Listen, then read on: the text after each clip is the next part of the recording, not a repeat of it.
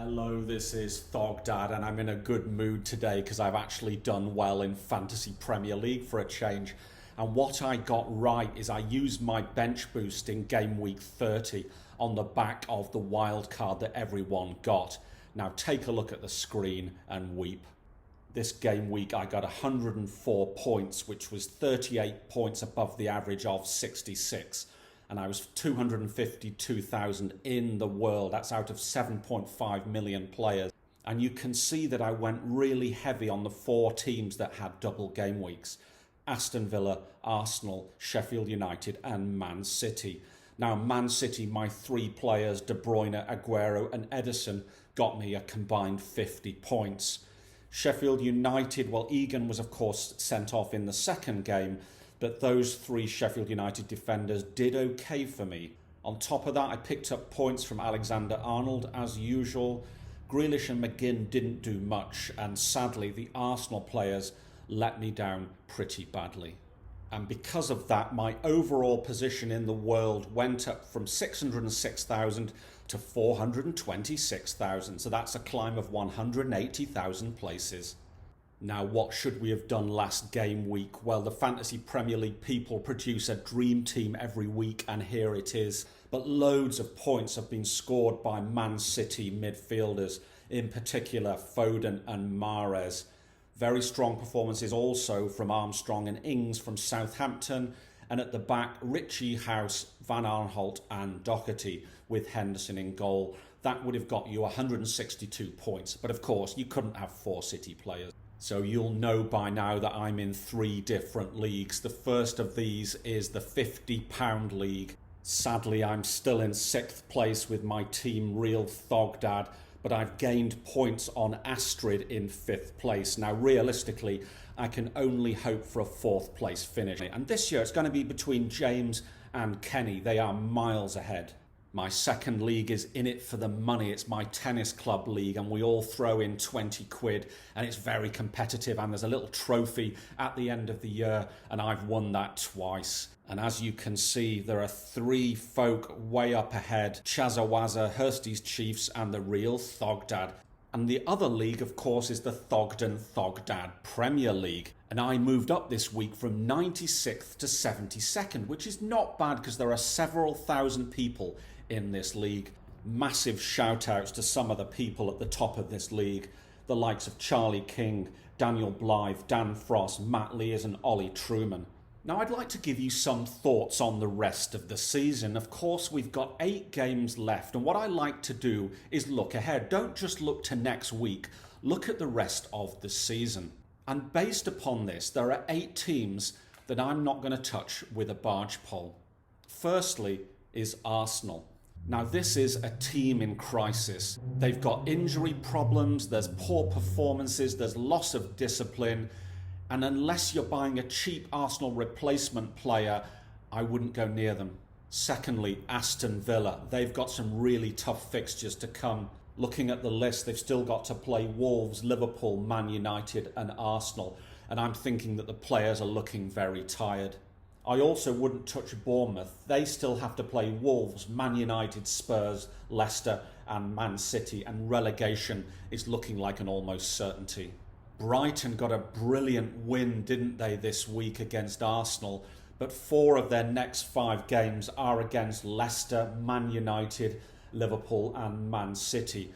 Don't write them off. They are a good, well-drilled team, but I can't see them picking up many FPL points in those fixtures. I'm also very wary about Burnley. Now, they are a good source of cheap defenders who'll pick you up points, but there are rumours of behind-the-scenes problems at Burnley with contract negotiations, so be very careful there.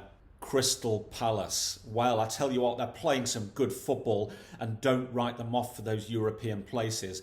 But look at the teams they still have to play: Liverpool, Leicester, Chelsea, Man United, Wolves and Spurs. Norwich, I'm not touching their players with a barge pole after the way they played in game week 30.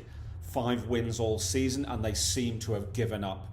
Tactically, they were hopeless, and I just can't see them doing anything for the rest of the season. And finally, Sheffield United. They have been a source of some good defensive points all season, but things looking to be going off the rails a bit. And Sheffield United still have to play Man United, Spurs, Wolves, Chelsea and Leicester. Now moving on to my target teams, and there's 5 of them. Firstly, Leicester.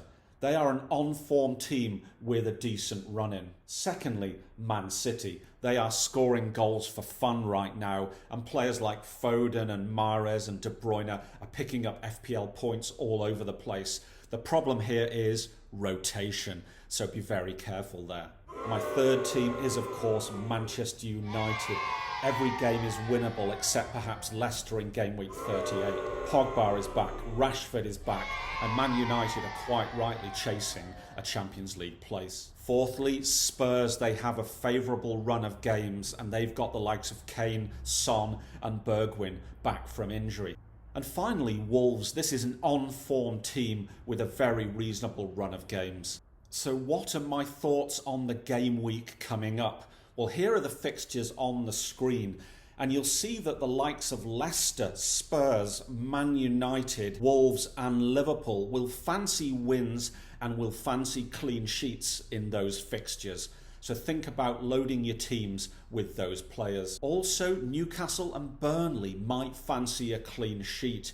Now be careful with Burnley because of off-field problems, but think about putting in a cheap defender from Newcastle and maybe a cheap defender from Burnley. So what are other people doing with their teams this week? Well, take a look at this slide which shows the top transfers in this game week, and you'll see that Jimenez, Rashford, Fernandes, Ings and Pope are quite rightly the players who will be brought in.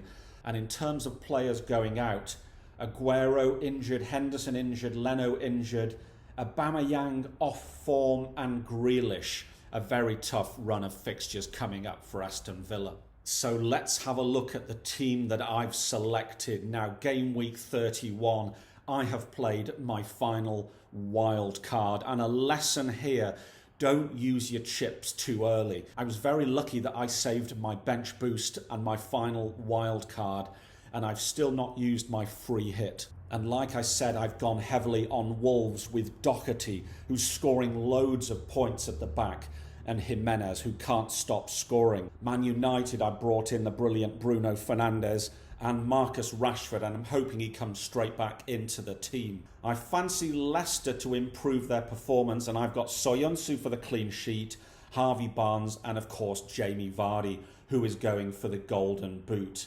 Elsewhere, in terms of cheaper players, I've got St Maximin in the midfield.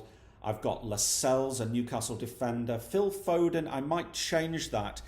And on the bench, I've also got Aurier as a cheap Spurs defender. So that's my team as it stands. Now, there might be changes this afternoon. I'll probably get no work done.